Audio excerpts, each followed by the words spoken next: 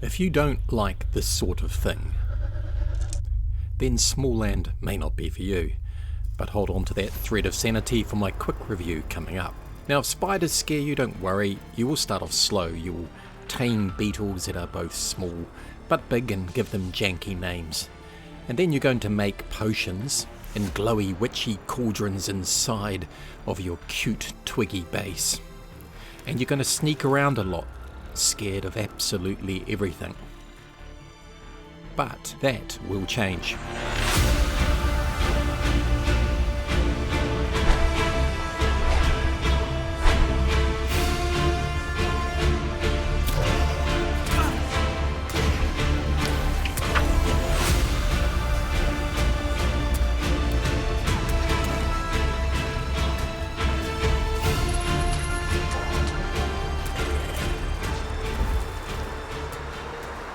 Even though this review is short, it is based on a solid amount of game time, about 70 hours or so.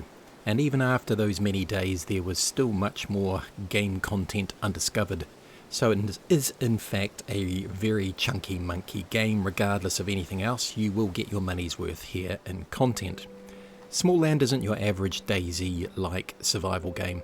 It is, of course, a bug's eye view of a world that's both beautiful and brutal, a bit like my wife. But let's get to the big question first, which is, what is the difference between Smallland and the Grounded games? Both games shrink you down to bug size and toss you into survival adventures. Grounded had a head start, of course, being published 3 years earlier than Smallland, and it would be accepted that it has a more polished narrative-driven game. Smallland, on the other hand, leans more into sandbox-style gameplay with light RPG elements with a heavy exploration focus. It has a looser story than Grounded to move you forwards. And that's why I played it. Guide me loosely in a compelling environment, give me as much freedom as you can. For me, that is very attractive. You'll gather resources, craft gear, build shelters, and try not to get obliterated by ants the size of small sedans. And wait until you stumble across the stink bugs. They look cute, but they ain't so cute. The loop is familiar: chop down stuff, gather, build, craft, explore, repeat it all again, but the scale makes it all feel just that little bit different. A puddle becomes a lake, and a tree root, well, it looks like a mountain. A park can be a skyscraper, and a small bird, and this is true, is a fearsome monster in this game, and it all brings you into this tiny world. Yes, you can tame things, not everything.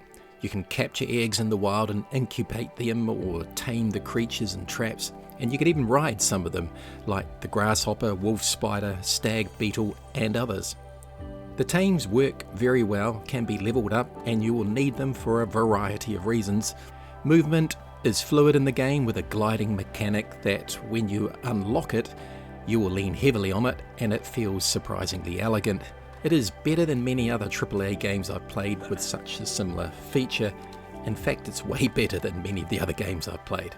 As mentioned earlier, there is a story here, but it is light lore about ancient small folk and a quest to reclaim the surface, but it's mostly just a backdrop for exploration. The Smallland map is big, and trust me, takes some time to explore, and is stunningly put together, being handcrafted. Every rock, root and stone ruin feels masterfully done. The more I played, the more I realised how well put together the map was. It cleverly moves you around across the terrain, meaning obstacles feel natural and certain areas may be difficult, but it all fits seamlessly together. It is well zoned, meaning the starting areas are quite friendly-ish, with the northern, southern and western areas of the map extremely challenging unless you have the right gear and have got your head around the combat system, like dodging and avoidance. Landmarks in the game are memorable, like the giant bird baths or chessboards, and traversal across the map is vertical as much as horizontal. You'll climb, you're going to glide, and occasionally fall to your death in pursuit of your dreams. I died a lot in this game, and that is a good thing. And then of course there is the underworld, and down in those depths things get real fast. The insects down there are beasts you do not want to mess with unless you've got your big boy pants pulled up real high. But in those depths things will be discovered, but I won't ruin that for you. Let me just say, Exploration of the map is very rewarding, and visually Smallland punches well above its weight. The world is lush, dense, and surprisingly realistic for a game about bug-sized warriors. Textures are sharp, lighting is dynamic, and weather effects, like the rain pounding on the forest floor or the intense storms, add real atmosphere. And the character models are stylized but detailed, with a variety of armor sets that range from a bit like leafy fashion model to beetle barbarian. Building in Smallland is also intuitive and satisfying. The snap-based placement makes it easy to construct shelters, towers, or full-blown bug mansions. Materials are gathered from the environment: wood, fibre, stone, and advanced building objects require further progression to unlock. But the buildings look good, and you can create all sorts of things here. Furniture, lighting and decor add personality, and you can even build communal bases in multiplayer. It's flexible, it's very flexible, enough to feel very creative.